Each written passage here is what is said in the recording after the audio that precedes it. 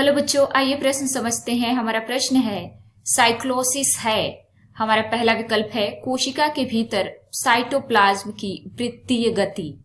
दूसरा, प्रोटोप्लाज्म की ऊपर की ओर तथा नीचे की ओर गति। तीसरा, न्यूक्लियोप्लाज्म की टू एंड फ्रो गति। तथा चौथा विकल्प है उपरोक्त में से कोई नहीं। आइए समझते हैं। बच्चों, सबसे पहले हम अपने प्रश्न की मुख्य अवधारणा को समझेंगे। मुख्य अवधारणा, हमारे प्रश्न में हमसे पूछा गया है साइक्लोसिस किसे कहते हैं। हमें साइक्लोसिस के बारे में बताना है। आइए लिखें साइक्लोसिस। आइए जानते हैं बच्चों कि साइक्लोसिस किसे कहते हैं। बच्चों, कोशिका द्रव्य या साइटोप्लाज्म की वृत्तीय गति को हम साइक्लोसिस कहते हैं।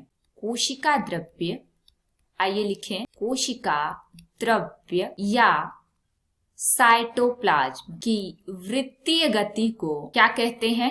साइक्लोसिस कहते हैं। आइए चित्र के माध्यम से समझते हैं। बच्चों, यह एक पादप कोशिका का चित्र है जिसमें से जो ये ऊपरी आवरण दिख रहा है इसे हम कोशिका भित्ति कहते हैं। कोशिका भित्ति। ये जो हरे रंग के अंगक दिख रहे हैं इन्हें क्लोरोप्लास्ट या हरित लवक कहेंगे। हरित लवक। और कोशिका के भीतर जो साइटोप्लाज्म है इसमें आप देख पा रहे हैं एक वृत्तीय गति हो रही है और इसी वृत्तीय गति को हम साइक्लोसिस कहेंगे। जो साइटोप्लाज्म होता है बच्चों, यदि ये कोशिका भित्ति के पास का होता है तो ये गति नहीं करता। गति न करने वाला साइटोप्लाज्म या कोशिका द्रव्य। और जो साइटोप्लाज्म अंदर की तरफ पाया जाता है उसमें गति होती है, वृत्तीय गति होती है।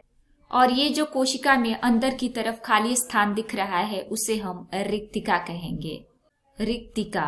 तो हम अपने विकल्पों की तरफ चलें तो हमारा ये विकल्प सही हो जाएगा। साइक्लोसिस साइटोप्लाज्म की वृत्तीय गति होती है। उम्मीद है आपको प्रश्न समझ में आया होगा। धन्यवाद।